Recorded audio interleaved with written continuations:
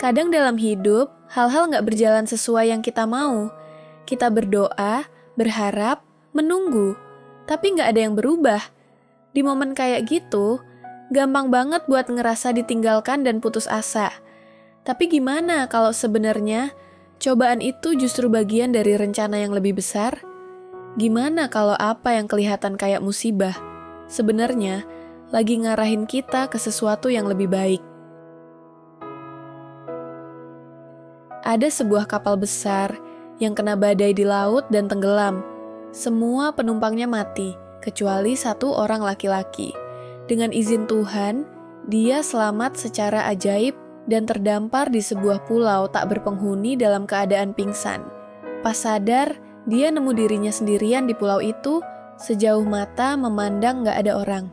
Merasa putus asa, dia lihat ke langit dan berdoa, "Ya Tuhan, tolong aku. Kirimkan aku pertolongan." Tapi seharian berlalu, gak ada bantuan yang datang. Beberapa hari kemudian, dia berhenti berdoa karena udah kehilangan harapan. Dia gak sabar lagi. Akhirnya, dia berusaha bertahan hidup.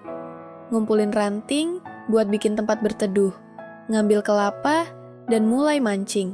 Hari demi hari lewat, sampai hampir 20 hari. Dia benar-benar udah pasrah, gak bakal diselamatkan. Sampai akhirnya, dia berhasil bikin sebuah gubuk kecil dari ranting. Tapi suatu hari, pas lagi ngumpulin kelapa, dia balik dan lihat gubuknya kebakar, habis dilalap api.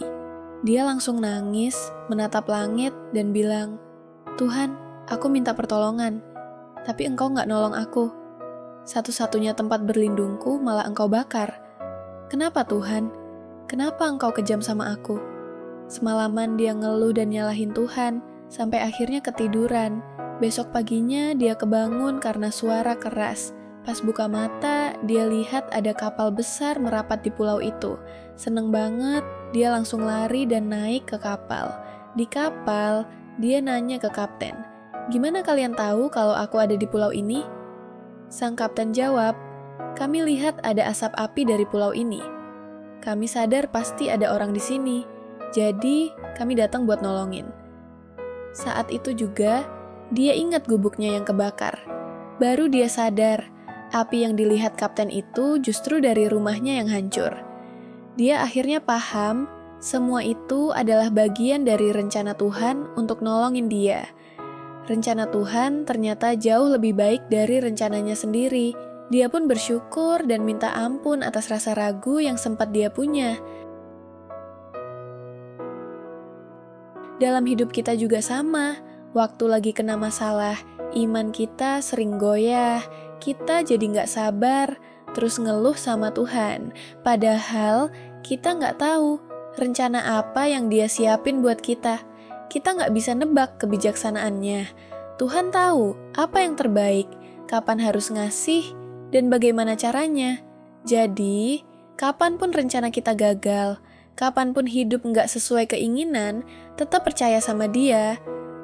Tuhan selalu punya rencana buat kita. Sebelum satu pintu ditutup, Dia pasti buka pintu lain. Senang dengan ceritanya? Tulis di kolom komentar ya.